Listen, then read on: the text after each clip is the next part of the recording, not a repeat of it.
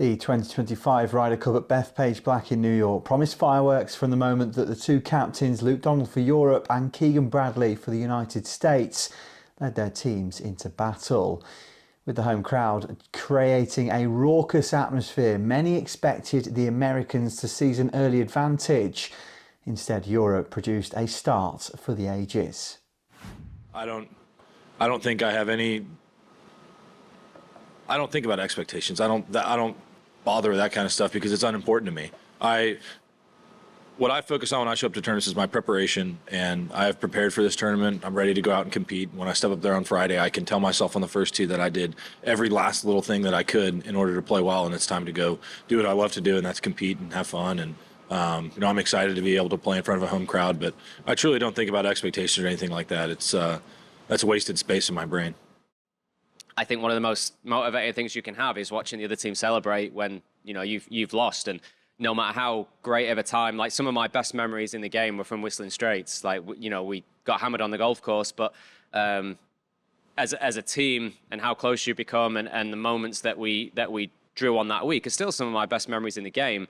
But also that hurt and watching those guys celebrate when you didn't feel like you didn't do yourselves justice, I think is one of the most motivating things you can have. And it came to Rome, and a sort of, I guess it was a very new look of a team, and a home crowd, home advantage, and we took that. So actually, winning that one was really, really satisfying. And of course, the American team will have similar sort of feelings. They'll have been hurt from last time, and they'll come here and want to win and be at home and want to win in front of their home crowd. So, and that's just as it should be. Friday morning's opening foursomes set the tone as Europe swept the first three matches, a historic achievement on US soil. By the end of the day, Donald's side held a 5.5 to 2.5 lead, carrying their momentum through both sessions.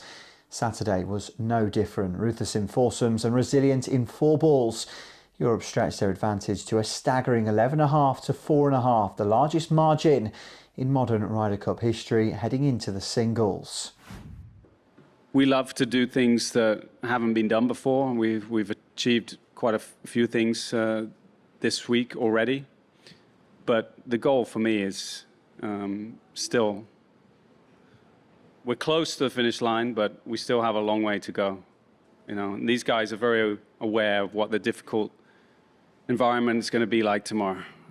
So we're excited for the challenge, but our goal will be to win the session tomorrow. Sunday brought drama before play even began, with Victor Hovland forced to withdraw through injury. His match was halved, pushing Europe closer to the line at 12 to 5. The Americans fought hard, winning several matches to mount a charge, but Europe's early dominance meant they needed only a few clutch moments to finish the job. Shane Lowry delivered one, rolling in a birdie at the 18th to half with Russell Henley and edged his team within touching distance. Tyrrell Hatton then secured the decisive half point against Colin Morikawa, ensuring Europe officially won the Cup. Going up the 18th, needing a birdie to retain the Ryder Cup, it was like the worst 2 hours of my life. It was horrible. Honestly, it was. But I said to my caddy walking down 18, I said, I've got an opportunity to do the greatest thing I've ever done today, and I did it. I think golf should be held to a higher standard than what was seen out there this week. Golf has the ability to unite people. Golf teaches you very good life lessons. It teaches you etiquette. It teaches you how to play by the rules. It teaches you how to respect people. And sometimes this week we didn't see that. So no, this should not be what is acceptable in the Ryder Cup. The final score read 15-13, reflecting a late American rally, but leaving no doubt about the story of the week. Europe's blistering start proved decisive, sealing a famous victory on US soil in what will be remembered as the fairy tale of New York.